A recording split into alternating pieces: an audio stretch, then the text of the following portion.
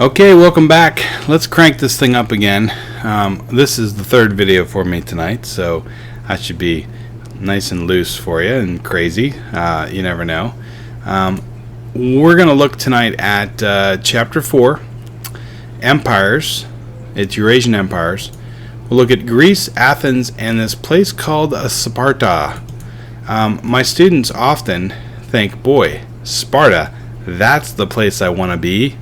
Because you got all your abs showing, right? And the ladies think, wow, the guys are pretty healthy looking. And the guys say, well, the ladies were pretty healthy looking too. If you remember the movie 300, if you've watched that, you think to yourself, wow, that was quite a show. And you don't want to be Persian, right? Because the Persians look kind of freaky. Well, the issue with that movie was it's not quite accurately depicting either the Spartans, nor is it probably depicting our friends from Persia very well either. So what we're going to look at here today has to do with Greece. And let me flip it back here. There's two places in Greece that probably are the strongest in their history of these collection of city-states. And there are two places that are very different. And so when you're comparing them, you can explain the difference pretty well. It's like self-evident when you're going through them. So let's look at it. This is Chapter 4, Eurasian Empires, comparing Greece, Athens, and Sparta. Love this picture. Greece is an amazing place that I've never been to, but I'd love to go someday. She's just sitting there kind of holding the sun.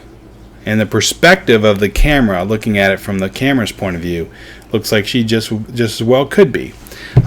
I like it too because it kind of reminds us what the mindset and the cultural tradition and the philosophy was of the Greek peoples at this time. They believed in many gods, and some having to do directly with the sun. And if you learned about Greek gods, which you aren't going to have to know for the AP test, sorry. I used to spend some time, we'd have some good times looking at Greek gods, but that's not really a good use of our time because it's not going to be on the AP test. But how can the Greek city-states produce? How can this model produce two such dramatically different approaches to life, culture, government, and philosophy? They had very different philosophical takes on the situation. So let's check out Athens versus Sparta. Let's start with geography. And as you learned in 9th grade, geography is everything, right? Geography makes you kind of who you are. We are who we are, and we operate how we operate because of our geography. The geography of Greece is rocky. It's very mountainous. It's sets of islands and peninsulas. So it's very rugged as well. You've got these fiercely independent and separated communities because of the geography. It's not like Houston, flat and ever expanding, where you jump on the freeway and at the right hour anyway, you could be anywhere in about 20 minutes to 30 minutes. You could be downtown in Houston with no traffic in 20 minutes from Atascocita easily. But within those city-states were born some very different ideas about how to run a city-state. In Athens, you have the emergence of something called democracy, and in Sparta, this thing called the military oligarchy, which sounds like a crazy term, but it's really not when you think about it. So these are actual pictures of Greece. I believe today that this is a hotel. It's built directly into the mountain, like carved into the mountain. It's pretty amazing looking. And you can see there's a street that winds up around this hill and leads you to it. I mean, you can imagine waking up and seeing this. That'd be pretty fantastic, because that's a beautiful viewpoint. This is also, when the sun is setting here, a good picture of what it's like there. The islands are actually rock formations that come right up out of the sea. The water is not your muddy Mississippi, Texas river water that leads out into the Gulf. This is really clear water. And why is it so clear? It's because of the rocky bottom. There's not a lot of soil sediments that are forming there. So this is the northern Mediterranean. And to give you a good example here of what we're looking at, this is the Peloponnesian Peninsula. and Athens is going to sit over here on this side, and Sparta down here. They're very much separated by their geography, and it's not just the fact that they're like almost disconnected. It's the fact that the territory is so rugged. That makes a big difference. It's hard to get from one area to the other. You've got to cross a mountain range. When I used to teach and coach in Pennsylvania, in central Pennsylvania, it's pretty mountainous up there, the Appalachian Mountains, and my wife went to school, high school, at a place called Huntingdon High School. So there's Huntingdon here, and then there's a mountain, and then there's another place, and that's where she's student taught at, and it was called Williamsburg High School, and that was interesting in itself because it was so small. You had like from 6th or 7th grade all the way through senior high school. When she taught there and taught economics to seniors, she had all of the seniors in just one classroom. And so you had every senior in the whole senior class taking economics at one time. That's similar to the way these communities were. There were very small amounts of people, from 50 to like 5,000 people. There weren't a whole huge number of people in some of these city-states. But when someone was going from Huntingdon to Williamsburg, they would cross over this mountain. And many times they would say, well, we're going over the Williamsburg Mountain. When you're going on your way to Williamsburg. The Williamsburg folks would say when they were going over the mountain, they were going over the Huntingdon Mountain. This is their perspective and what they see. That's the thing they had to cross over to get there. So let's bring it a little bit closer to home, where we don't have many mountains, do we? Why are Atascocita High School and Kingwood High School considered such rivals? And we are. And before that, and this is maybe before your time, this is why the Panthers and the Tigers, okay, so you've got the Timberwood Panthers in middle school and the Atascocita Middle School Tigers, they would become Eagles? That doesn't seem to make sense. Well, it used to be that they would become Wildcats for Humble High School, and Humble and Kingwood were huge rivals for a long time. For 30 years, they didn't have another high school built in our district, and so Atascocita High School was the first. And I must tell you that it pains me to put a white helmet up there on this screen, but I'll do it anyway. That's our current helmet, although it should be red. I'll just make that statement. It should be red. It's our colors are red. But I think it looks good, but I still think our jerseys should be red and not blue like Kingwood, but that's my opinion. So maybe I'm just an old timer. So why are we rivals? Think about that for a second. Maybe even pause the video. Ask your parents, why are we rivals Atascocita with Kingwood? I always get some interesting answers in class, but never the answer that I'm thinking about. So we're going to relate it towards Greece. So here we go. There's a pretty good looking map. Kingwood High School is right here at the top, and down here, of course, it's got a briefcase because on my Google Maps that shows work. But this is Atascocita High School right here. Lake Houston along the side, and we don't play against Huffman on the other side of this lake, so that's not as big a deal. We do play against Kingwood High School, so why are these two teams such bitter rivals? And before that, and down the road here, this is where Humble High School is off Wilson Road. It's actually right here. Will Clayton and Wilson Road, that's Humble High School right there. Why were Kingwood and Humble rivals even? Well, let's check it out here. I would say it's because of that red line right there.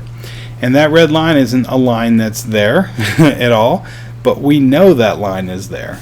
There's a line that divides what we know of as Kingwood and Atascocita. Now it's interesting because look, there's Kingwood Donuts right there. And this upper part of Kings River is known as a Kingwood territory. But do you really feel like you're in Kingwood if you don't cross over the bridge?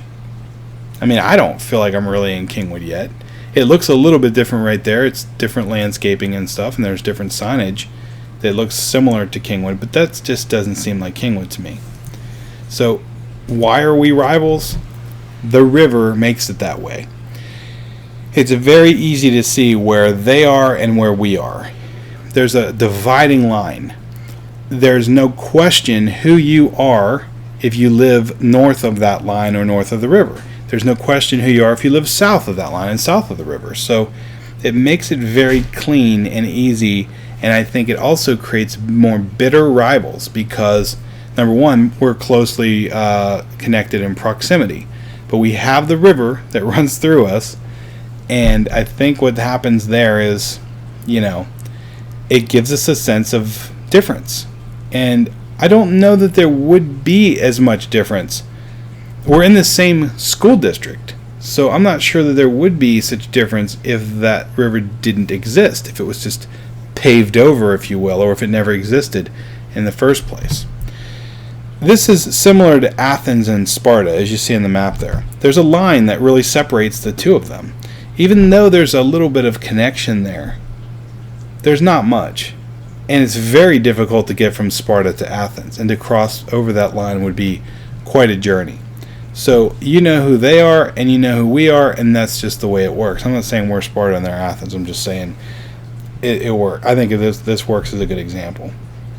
Later on, we'll see that the whole of the Greek world splinters between Sparta and its allies, and the Athenians and their allies.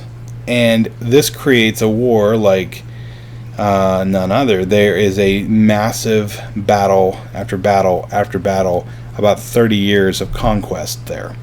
So before we get to that, let's talk some more about these two places and how Greek life really worked. In almost every Greek polis or city-state, there was a hill, because there were lots of hills. Up on top of the hill was the Acropolis. Good way to remember where the Acropolis is it sits on Topolis. It's on top of the polis, Acropolis. Okay?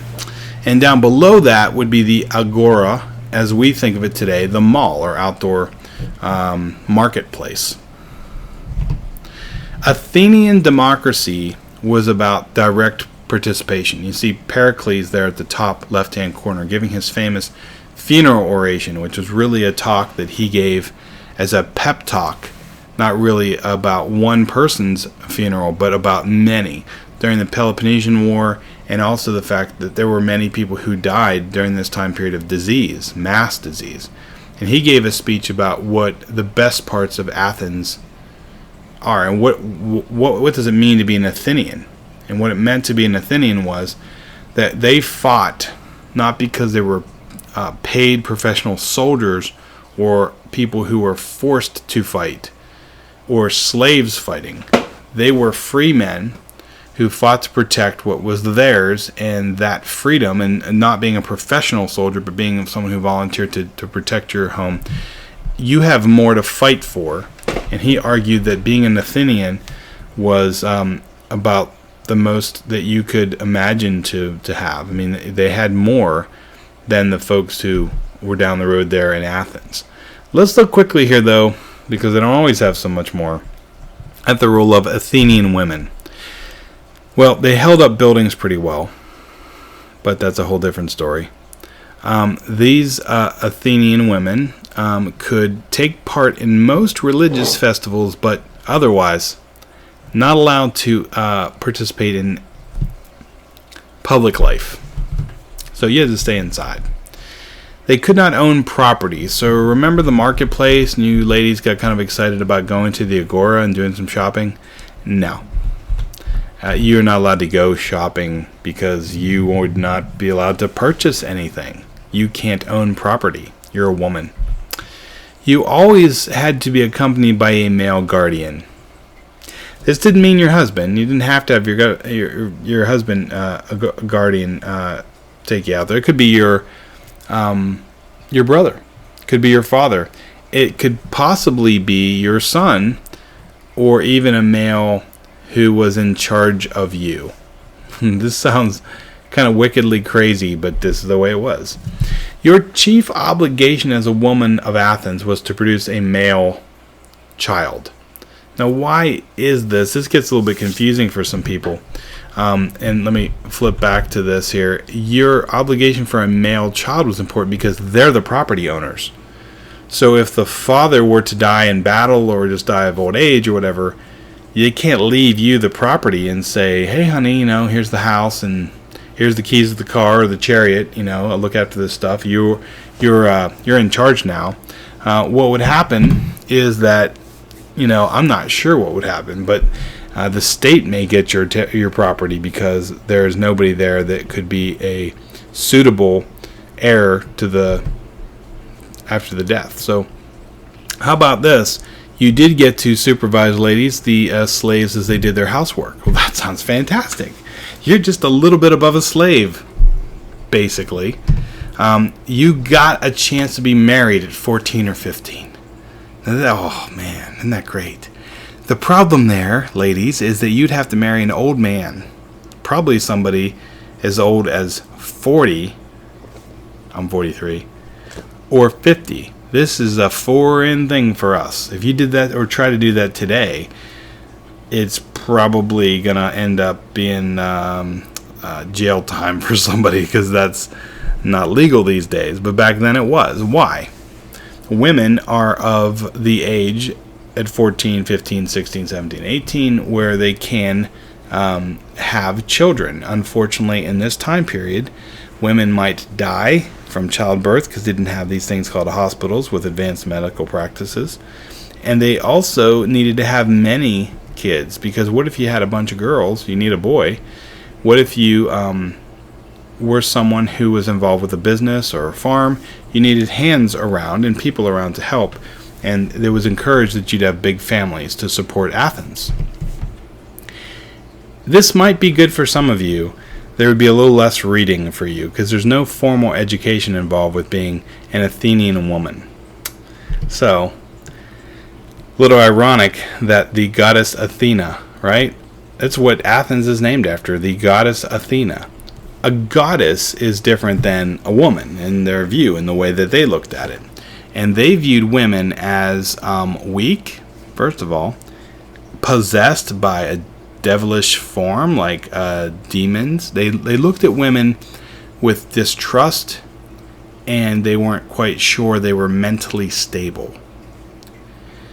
Pretty crazy for the way we look at things today. I mean, I usually have more girls in the AP classes than I do in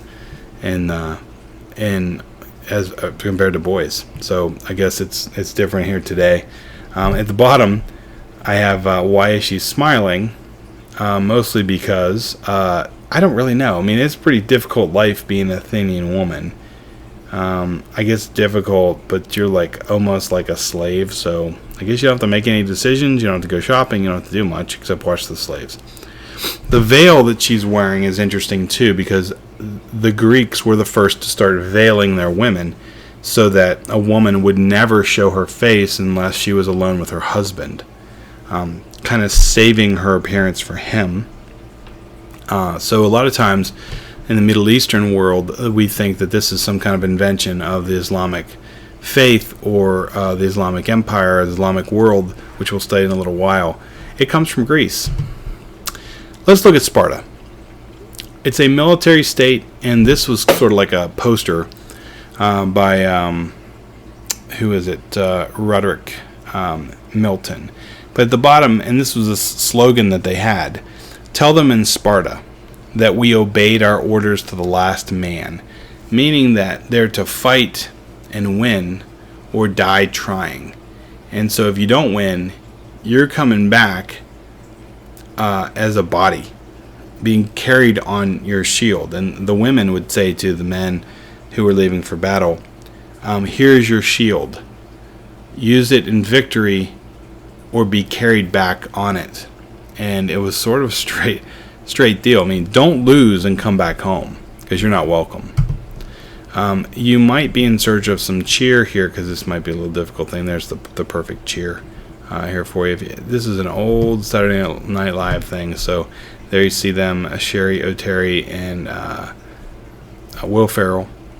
And they had a pretty fantastic routine. They were on a few times where they would do this thing with these Spartan cheerleaders. Now, these are people who, and Spartans are a good name for a high school team or a college team or something usually, and what they are, they represent people who are tough, single-minded, very disciplined.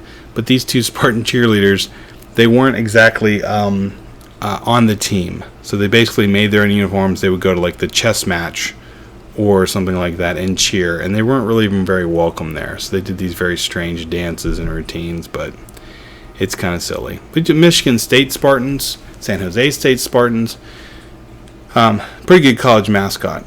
So you get this sense of like discipline and struggle that Sparta would accompany with that idea. So you see there at the bottom was where Sparta is. Athens has a star next to it. So if you look at the physical map here above it, Sparta would be here kind of on this middle finger, or the three prongs here of the Peloponnesian Peninsula. This middle one here is where the main part of Sparta was, probably like in this territory here where there's the lowlands. But you see it's pretty mountainous, and that's what these areas represent.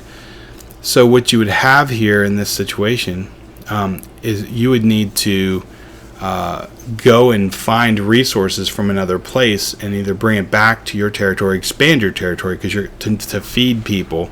You didn't have very much like land that could grow crops. So like many Greek city-states, Sparta needed more land, and they gained it through conquest. The Laconians were up here, okay, and next to them, and you can see it on this map, it says the Messenians. So Messenians are really early Greek peoples who were shipbuilders. They were kind of similar to the Phoenicians. But they also took on these slaves and serfs to work for the Spartans. They were called helots, a Greek word for... So helot, Greek word for capture.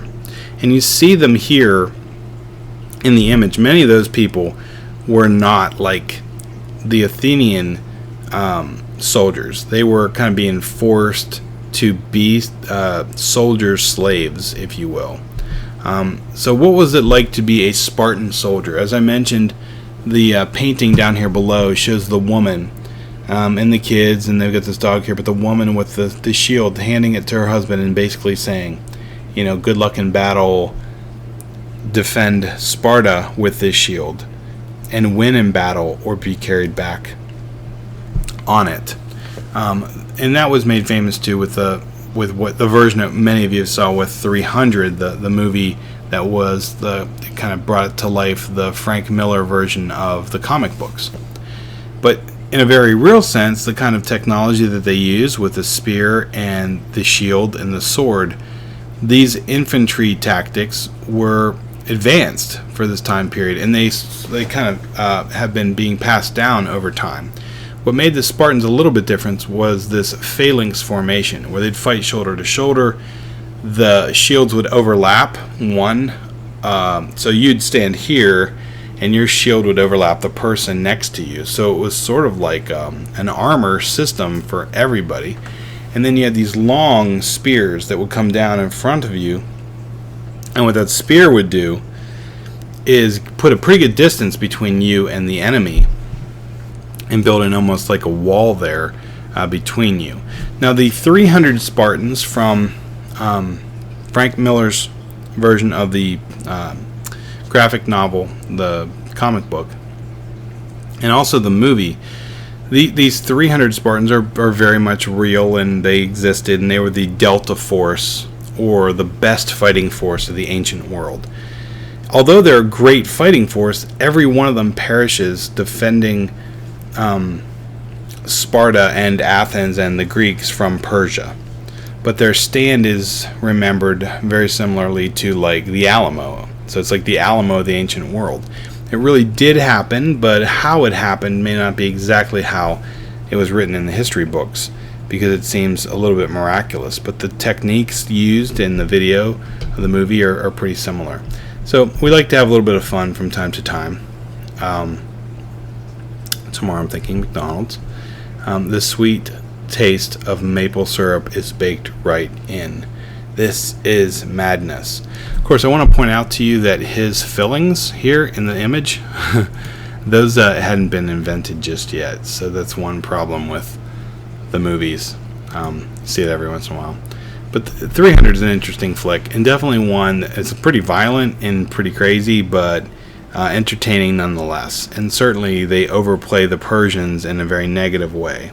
People who are Persian or from the Middle East didn't appreciate that very much, because it wasn't very historically accurate. especially when they had these like bombs that they would throw and they would explode. I mean, there's not gunpowder for centuries, so that didn't actually happen. Let's look at women in Sparta. Okay, and we looked a little bit at women in Athens. It's a little bit different, and some of my students say, maybe Sparta's not so bad. Only in Sparta did girls receive a public education. In other city-states, most women were completely illiterate, so women in Sparta had some sense of education. Mostly it's a physical education, and we'll see why here. They want Spartan girls to engage in sport and to be competitive and to be almost like very, very tough. Spartan women had an economic power and influence. They pretty much ran their household because their husbands were soldiers. Scandalized observers from other Greek cities have commented, and this has been written down, so we have some evidence of this, that not only did Spartan women have opinions, they weren't afraid to even voice those opinions in public, and to make it all so crazy, their husbands actually listened to them. So I do have some students who are like, hey, I think I like Sparta. That's where I want to be. Well, there's some negatives too. It's a military lifestyle. So everything you do is about Sparta and protecting it. The reason is the resources. They don't have the resources and the food, really, that Athens has. They have access in Athens to be able to grow the crops that they need, and they have come across, during the Golden Age, incredible amounts of silver mines. So they become a very rich city-state. The Spartans, on the other hand, don't have quite the same kind of resources. What they have, they've taken in war. And so they have built a society to perpetuate that and to continue that. If you were in the army, which is if you were a man in Sparta, you were in the army until the age of 60. So let's run through this here a little bit. How many people actually would live to the age of 60? I'm thinking that was a low number. And then you're in the army and you're fighting all the time. They would have like campaigns almost every summer. Well, I don't think many men lived to 60, and if you did, you're one of the luckiest people on the planet. Women and men lived apart, which is hard for people to imagine, but that's how they did it. Because the men were busy training and traveling and getting ready to go to war, so women often lived apart from their husbands. Women were expected to remain fit and to bear and raise healthy children. Notice it doesn't say anything about having to be with your husband. So Spartan women were allowed to kind of play the field here a little bit. And why? When men are out at war and they're losing in battle, or even if they win, you're going to have some people die. And you need to replenish the troops. And this is how you do that. You would encourage women to order from the stork, I guess is what I'm saying. You can ask your parents about this or look it up on the internet. Or you don't have health, so I don't know what to tell you there. Let's take that anymore. Texas. Men were expected to be brave in battle or be killed in the effort. And we've discussed that already. So what was the government like? What in the world is an oligarchy? 2 kings who led the Spartan army. So they were more or less head warriors. There were 5 people known as ephors, which is weird because you'd think there'd be 4 ephors, but there are 5. They're responsible for the youth's education and citizens' conduct, so it's not like they're a tutor or something, but they made law and rules to govern and guide people in these ways. A council of 2 kings and 28 men over 6 years of age, which I would think would almost be all of them. I mean, how many people are going to be over 60 years of age? They were the ones who decided on the issues the assembly would vote on, and here's the kicker. The assembly did not debate these things. They just heard what this was going to be about, and then they had an up or down vote, yes or no, and that was it. They didn't sit around talking very much. They followed orders to the last man, like we saw earlier. Here's a more maybe complicated version than what you need, but if you're interested to know how this all functioned and worked, there you have it. The demos, and you see it on the right side over here, says many thousands. These are all male citizens over the age of 30, and they met each month at the assembly. So you would have an assembly get together. Okay, they'd be elected by a range vote to become one of those 5 ephors. They'd serve a 1-year term. They would indicate their views on questions of the day if they're an ephor.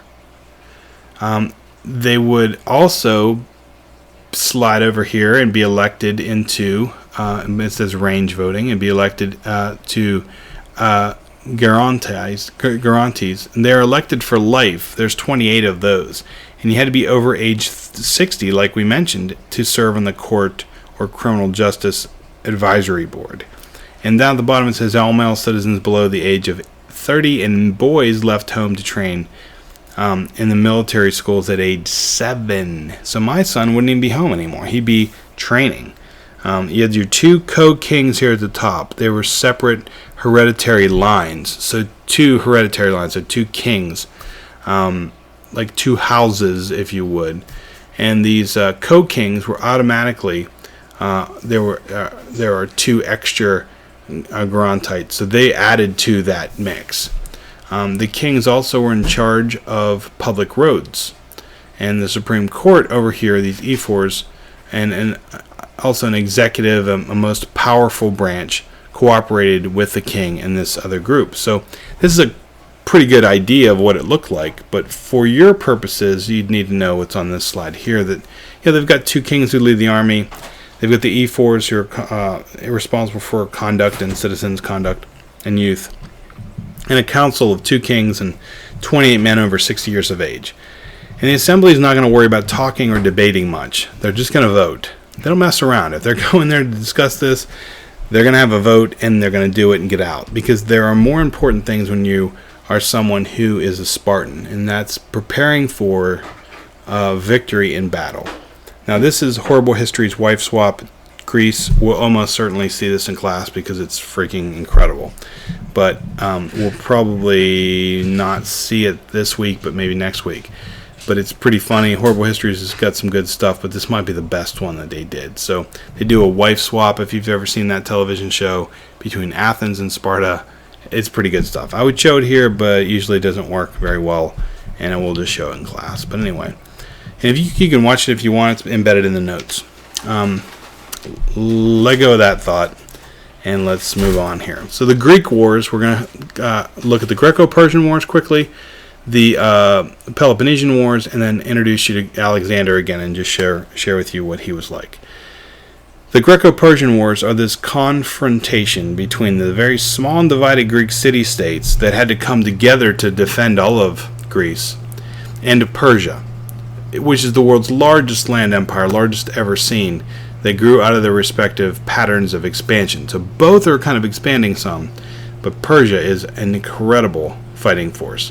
And the Greek world unites to defeat Persia. You've got the Battle of Marathon down there at the bottom, which was hugely instrumental. You'll see Andrew Marr go through and explain that battle, and they'll recreate it some when we look at the history of the world in class. That's really a good part of the episode. It shows you how they were able to win, even though they had such a small fighting force. And you see an example of it here. I mean, the guys in red are Persia. The Greeks are here, and they're vastly outnumbered. You can just see that. But he kept these guys hidden, okay? And when he led these guys up front, he had them retreat, and it pulled the Persians in. And then these groups came around and got them from either side. So they created this like hug or pincher that collapsed the Persian troops. So you were able to kind of outmaneuver them even though you were outnumbered. And the Persians just expected they would slaughter them and be done. The Persian fighting force is known as the Immortals because once a person was killed, he was almost certainly regenerated and respawned within a few seconds because you had so many people to fight that there was a backup person who's going to jump in there, and it seemed like you didn't lose anybody. That's why they called them the Immortals, most of the reason. The bottom there is the bottom of a Battle of Thermopylae and the movement to Salamis. But you see where they fought in Thermopylae right here, and the inset pulls out. This pass of Thermopylae, which is called the Hell's Gates, or the Gates of Hell, it's a very, very difficult place to get through because you've got the Gulf on this side, the water, and on the other side a sheer rock cliff that goes straight up. And basically the pass comes to a very narrow spot. So what the 300 Spartans did was they would sit in that narrow pass, and you could not send the massive numbers of Persians through there. They'd have to come in there about 300 at a time. So you had the 300 Spartans fighting just a few hundred of the Persians at a time, and they were able to hold them off for days. This gave the rest of the Athenian world and the Greek world a chance to mobilize and then meet there. Now, the 300 Spartans were slaughtered and died to a man, every one of them did, but they gave the Greeks a chance to kind of live to fight another day. This sacrifice is what we'll talk about in class may have saved the world for democracy. Because if it was not for this, maybe the Persians come in and just wipe the Greeks clean, and we never really hear much about this thing called democracy. Another way of looking here at the Battle of Marathon, and the red is the Persians, the blue are the Athenians, and you see how they kind of outflanked them there in a simple way. I mean, there are obviously more soldiers than just those few, but you get an idea what it looked like. The birth of a marathon, and we know what marathons are today. They're about a 26.2 mile run. Well, the marathon was instituted in the Greek Olympic Games to commemorate the fabled run of the Greek soldier Philippides is his name. I have to think about that to get it out right. I think that's correct. A messenger from the Battle of Marathon who ran from the battle at Marathon all the way back to Athens, because what happened was, after they defeated the Persians at Marathon, well, the rest of them got in their ships and took off and tore off to go and invade Athens. And there were more Persians coming. So to be able to mount a defense of Athens, the capital city basically of the Greek world at that time, they had to rush back to do that. And Philippides was the person who was given credit for doing this, but really the whole army ran this 26.2 miles to get back to Athens to deliver word of what was happening. Today we've got the Chevron, or it goes by different names every year, but the Houston Marathon, and you see there where it leads through downtown and races around the area there. So that's something that usually happens, I think, in January every year. And so people today run the 26.2 miles, which is quite an ordeal. And it was based upon the actions of the Greeks back in this time period with the Persians. So the Greek Wars, the Greco-Persian Wars, in this view, the victory of the Greeks, which they do end up prevailing, and Marathon was a big part of that, and so was the 300 Spartans at Thermopylae.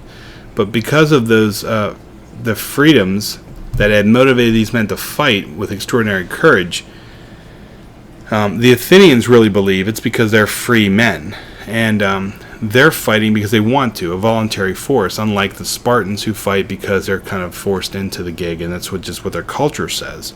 But the Athenians return home to a peaceful lifestyle with their family in a good way. They have a lot to protect, and they feel like that's a reason that they won, that the Athenians and the rest of the Greek world ends up defeating Persia. And Persian army is a military unlike any that the world's ever seen, very professional-like and ruthless, a fighting machine. But these men, who aren't necessarily killers, but defending their families and have freedoms, this is the mythology, the ideas here, what the Athenians are so proud of. But what happens here, it leads to a worldview, even that we share sometimes today, although it may not be so true, that Persia represents the East and Asia, and it represents despotism, and whereas Greece signifies the Europe and Western, and even then American Western way of life, and a freedom, so to speak. And this notion of an East and West divide that we'll talk about some more at that pivot point there, where Troy was at this time period, where Constantinople is built in the Byzantium world, and where Istanbul is today, that little pivot point there in the northern edge of Turkey, that's sort of the gateway or doorway into Europe. From one direction to the other, you get this division of the world between East and West. And it kind of pervades our thinking today. So you kind of see that here in the image from Google Earth. You've got Istanbul today, which is right here. It was Byzantium.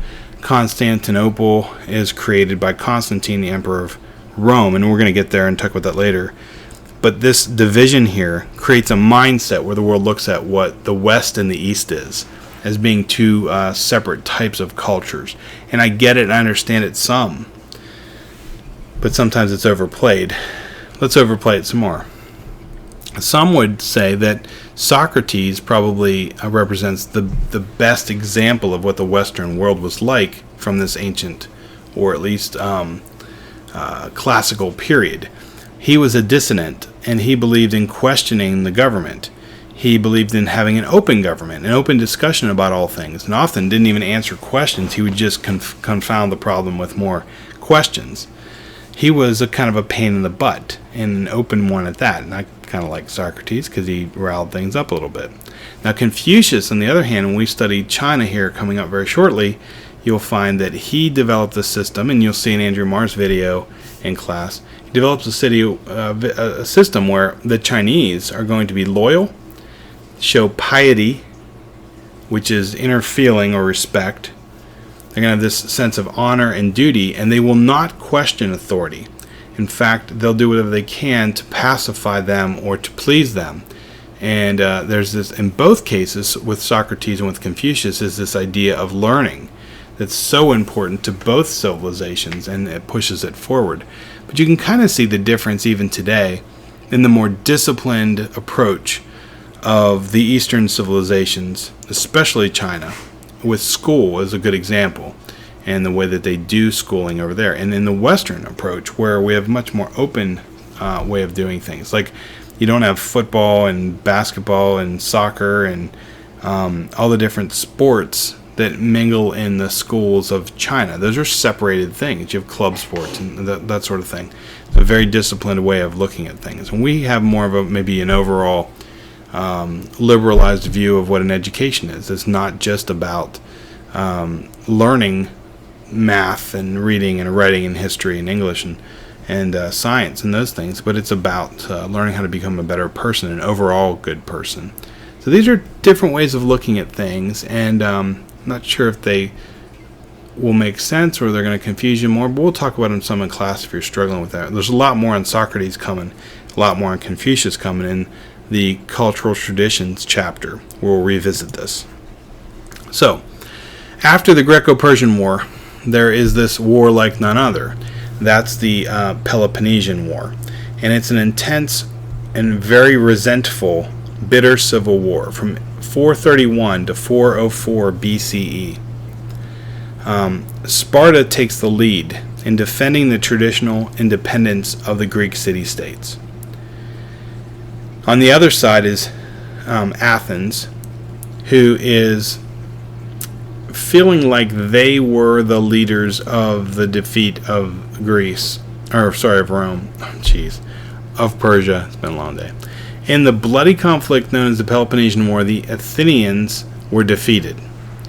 Sparta and their allies defeats the Athenians, but I'm not sure you could say that they won anything, because they were so weakened after this and exhausted from war that lasted 30 years. After the Persian wars were difficult too, but this new set of wars and terrible disease and famine that spread, and thus the way was open for the Macedonians of the north to kind of come down from the northern fringes of the Greek world and invade and take over. And the glory days of the Greeks experiment were over, and the new spread of what they had created had about begun. And that's going to happen with our buddy Alexander the Great. So let's talk Peloponnesian Wars again here. They last about 25 years, they're about 30 years. Athens loses, but really all of Greece pays a terrible price. This splinters the Greeks' world, and now they're open to invasion from the Macedonians. So here's Alexander. We've talked about him in a previous video. But again, what he does here is he takes these Greek ideas of Socrates, Plato, Aristotle, of learning and science, and the way of life of the Athenian Greeks especially, and I'm sure some of the Spartan Greeks, the kind of strength and warrior mentality, and spreads that across the whole Eastern world. There are some who believe that he then paves the way for Christianity to occur. And it's hard maybe to understand that, but the Constantinople, which will be here at this pivot point area, is where really the Roman Eastern Roman capital occurs, and it is the head of the Catholic Church at that time, or at least that part of it, the Eastern Catholic Church. So in some ways I understand that. At least if you want to say it fell short of spreading Christianity, if maybe you don't see that connection, it surely does spread culture. Now we'll see in Andrew Marr's video that Alexander has another thing that he spreads around, and that's his genes. He marries quite a few Persian women and Indian women and encourages his troops to do the same. He wanted to be this big cultural mixing point, a person who was an agent of change and brought these two cultures together to create something new and greater. Alexander's life was certainly very short, but his impact, although on the map it dissolves pretty quickly, the empire falls after he's dead, there is quite a lot of this spread of the Hellenistic way of life that you can definitely credit to Alexander. We'll talk a little bit more about him in class some, but for the most part, hopefully after this video clips over here, you've got a good sense of understanding what it's like to be someone who lived in Athens, what it was like to live in Sparta, what were the roles of Athenian women like, and what does it really mean to be Greek. It's tough because there's this bipolar nature of Athens and Sparta. So I understand if maybe it eludes us in some ways. We will sometimes act as if the only thing that was Greek was Athens, but yet the Spartans, although they seem like a special case, were also Greek. We'll talk more in class about this a little bit later. This is probably the most that we're going to get over Sparta. We'll mention them a little bit more, but when we come back to Athens later on in the cultural traditions territory, we'll be looking at not a religious group in Athens, but this idea that rational thought and reasoning and learning was itself in a way a cultural tradition spread by Socrates, Plato, and Aristotle and those philosophers of the time period. We'll kind of compare those with the religions of Judaism, Buddhism, Christianity, Confucianism, and other approaches that you'll see in China that occur as well. So until I see you again next time, do not forget to be awesome.